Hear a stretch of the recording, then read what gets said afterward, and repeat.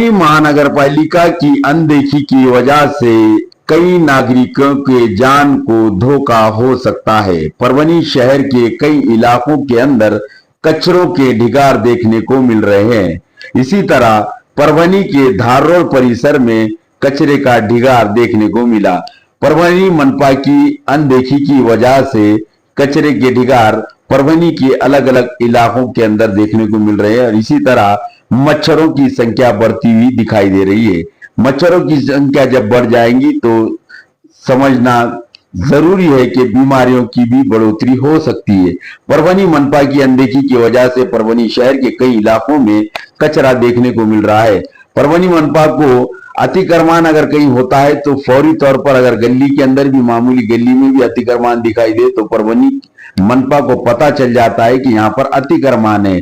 फिर परभनी मनपा को ये क्यों नहीं दिखाई दे रहा है कि कई परभनी के छोटे गलियां हो या कई इलाकों के अंदर कचरों के ढिगार पड़े हुए हैं। इससे नागरिकों के जान को धोखा हो सकता है और मच्छरों की संख्या बढ़ने की वजह से बीमारियां बढ़ सकती है।